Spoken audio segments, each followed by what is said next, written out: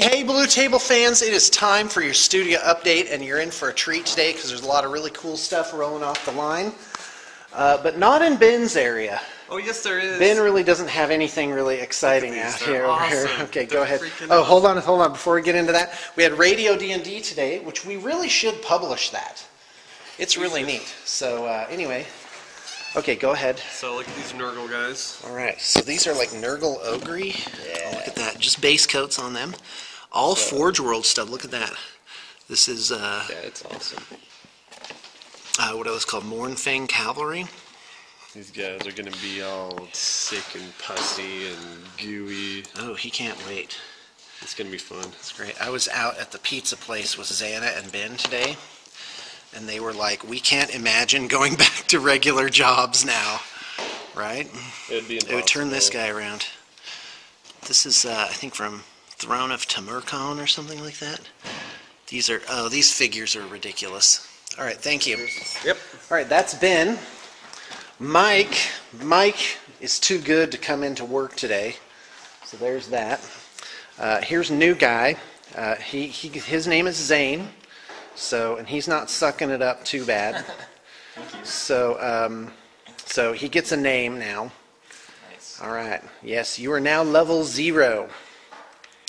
Okay, so yes, with a loincloth. All right. By the way, that's I'm doing an old module called "In the Dungeons of the Slave Lords," where you start off with a loincloth in the dark, and that you actually have to kind of feel your way around for a little while to figure out what's going on. Yeah, kind of like blue table painting. So, but let's talk about studio vampire counts. We have about 70 skeletons here. In fact, let's get in close. He's putting some red on them. So I'm very pleased. You got to spread that out a little bit more. All right, you got it. Right. Can you hold up the vampire lady? Ooh, zinger. Okay, this is not done yet, but this is the sort of what we ended up doing with the confrontation figure. So that's my level 4 vampire lord. Level 4 sorcerer. All right, so what else do we got in here? We've got these Vargeists. So these are, I really can't do both. I'm so sorry. Can you just hold one of those up? Absolutely. Thank you, Zane. Let's take a look. So Zane is from the Chicago area. And I asked him if he's from Chicago, and he's like, well, I'm actually from here. And I'm like, and he's like, it's outside of Chicago. I'm like, that's Chicago. Geologically, that's close enough, right? But apparently, Chicagoans themselves make a point of actually being from Chicago. Is only so. What city? Chicago. What city are you actually from? I grew up in Hanover Park, which is a suburb of Chicago. Okay. I went to school in Southern Illinois. Okay. So. Well, there you go. Don't tell someone from Chicago you're from Chicago unless you're actually from Chicago. Here's the from the actual city of Chicago. Yeah. Wow, that's pretty brutal. Oh, we got to look at these zombie ogres. Now, these are things I converted up, and I can't say I'm overly proud of them, but they are kind of cool. I got crypt horror pieces on them, and also savage orcs. That's that bone belt this guy has. He has like a giant spear in his back, big old ragged wound in his arm. So yeah, I guess I am stoked about them. There's a third one in here. And these are just zombie unit fillers. They count as 4 zombies. And here they are, the zombies. Zombie. So yeah, it is. What was it? 120 zombies, I think. And yeah, it was a lot. And these are level 2. So, I'm just going to show you these upside down. So if you do our level 2 special, this is kind of pretty much the quality that they are. Yeah, that is a lot of zombies. Oh, and by the way, this is only like 300 points worth of zombies right here. They're 3 points each, so 100 is obviously 300 points. The extras are for raising zombies and whatnot. And yeah, so this is how long the unit would be. You actually couldn't put it in your deployment zone if you did that. It wouldn't. I wonder how do the rules handle that even? You couldn't even deploy it because you'd have to do a horde. So you could have 1,000. You have 1,000 zombies. And actually, yeah, physically, I wonder if you could actually fill the deployment zone and just move forward in a giant push broom that nobody could kill. So, by the way, I'm doing a separate video on this. So this is coming. I'm going to explain kind of an idea. I've been reading the Vampire Counts book, right? So, you know, I'm in church. I'm reading the Vampire Counts book. I'm out on a date with my wife. I'm reading the Vampire Counts book. I'm at one of the kids' recitals reading the Vampire Counts book. I'm sorry. Yeah. Get it? I'm missing my life because I'm reading the Vampire Counts book. That'll be great. How was your life? Oh, wow. I don't remember much, but I do know zombies are only 3 points each. So, yeah, my character was very high level when I died. So, here we go. So anyway, I had this idea. It's kind of a little theory. It's to have a battery of necromancers. And you can never get to them because everything they're in back of like this giant horde of zombies. So I'm talking like a unit of something with 5 necromancers comprising the front rank. And it basically, and you put it next to a mortis engine, so they all get +2 on their rolls. They only have 1 spell. It's all level 1 guys, and they only roll 1 dice for the spell. So think about this. Yeah, I'm just going to tell you now. So, so each guy's like, I cast Invocation, which raises zombies or whatever it is, right? So he rolls a d6. He adds 1 for himself and 2 for the mortis engine. It's cast on a 6-up. So basically, as long as you roll a 3 or higher, the spell is successful, right? And you fail on a natural 1 or 2 anyway, and you can't ever miscast that way, right? So your opponent now has to, how many dice is he going to throw at this every time? Well, if he has a level 4, he can get rid of most of these just by throwing 1 dice. But if you throw, say, if you roll like a 6 and you get a 9, he really is going to have to throw 2 dice at it to dispel it. And so you get it? So like, cast. So 5 guys go down the line with this. Anyway, I've got some ideas about it. I'm going to elaborate a little bit more. So that's Studio Vampire Counts. There is more downstairs, which we are going to go down and take a look at right now. After we see what Xana's doing. Hey, Xana. Yeah, well, it was funny because Brett and James were up here earlier just kind of wandering around looking at everything. I'm like, is that what I'm like? Is that? Because it's like, you know, why do you got to be looking at stuff? So anyway, but maybe it's my business to do it. So here's this. This is like an Ice Eldar project. You don't need to narrate, miss.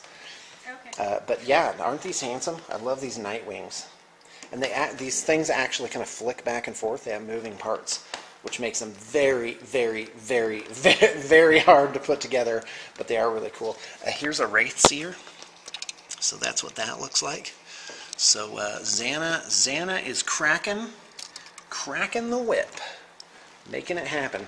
Oh, and in D&D, you are the leader of a tribe of kobolds now. Yes. I'm trying to train them to be a little more civilized, and if I can ever get back to civilization and recreate my laboratory, I'm going to have them be my minions. Fantastic. Kobold minions. So she thinks these kobolds are going to survive their journey back to civilization. I'm not saying not. I'm just saying, well, still I'm saying it's a, kobolds, and I can try to keep yeah, those that's alive. right. They look like the Geico lizard. All right, except evil. All right, hey, thanks a lot, Xana. Ooh, here's a spider riding goblin something or other. Here's a Shannon.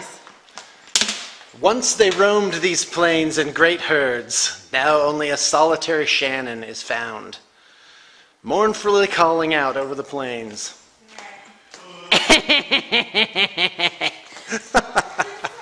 The cry of the Shannon was heard. In the middle of the night, the campers were like, what's that?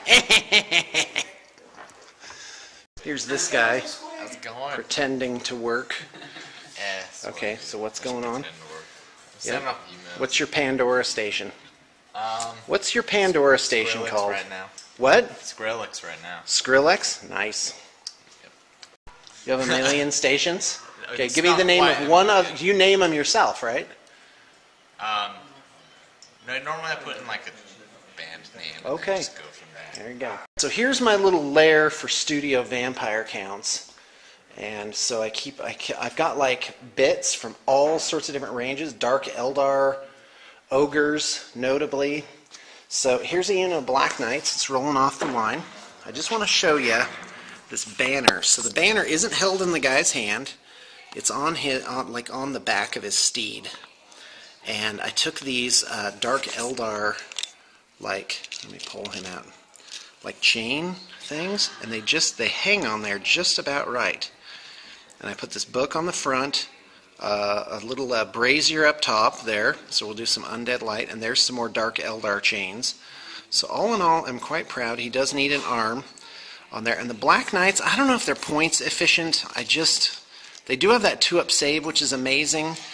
And here's the other thing, is that when you do invocation on them, you get back 1 wound, just 1 wound, plus caster level. So just, 150 points of Black Knights could just appear just like that. And so that's kind of part of my spell casting strategy that I've been talking about. By the way, I have a game with Josh coming up. Oh, and Josh W., if you are watching, we have a Gazbag and Grumlock for you, which is a really cool figure. It's for your orcs and goblins. So make sure you pick that up next time you're in. So anyway, what else do I have? I've got a Tomb Banshee, which I love, a Necromancer. I'm currently trying to figure out how to convert some plastic Necromancers for my battery of Necromancers. White King, that guy's awesome. These are some Confrontation figures that are really super duper cool. I want to use those as Cairn Wraiths. Here is a Cairn Wraith, right? Just the stock figure. So I don't know though. I don't think these guys are going to fit on 25 millimeters very well, especially if I rank them up by taking them as rare choices.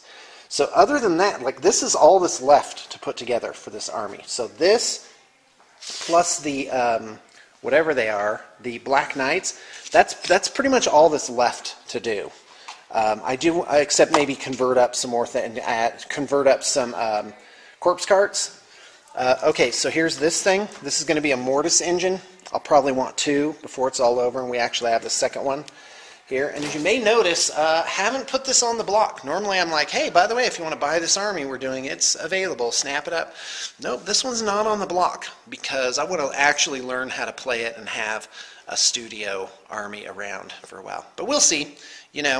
Fortunes can change, and who knows what will happen on the morrow. All right, we're here at Briggs' desk. Really nothing to look at here except this conversion that he's working on. Lots of green stuff and different pieces. I really have no idea what this guy is about, but there he is. What is he playing? No, I'm visibly upset. She's angry because we're playing Tori Amos. They're playing it. You were in the packing room. And I'm here. And we all voted for it. No. We were all like, Tori Amos sounds so good. She made me Why? listen to country yesterday.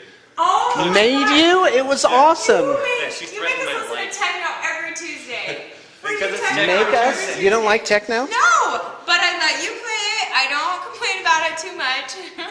I don't put on something you absolutely hate. Yeah, that. Well, we waited till you were out of the room. I mean, Was it you who put it on? maybe. Was it you? Maybe. Because I thought it was Ben. I don't and I know. was like, turn it off. And I even went over to his desk. I was like, turn it off. I was ready to jump him. Yeah. That's why I have the bat right here. You're lucky. Where's my bat? Where's my bat? Yep. There's a great history behind that bat. All right, thanks.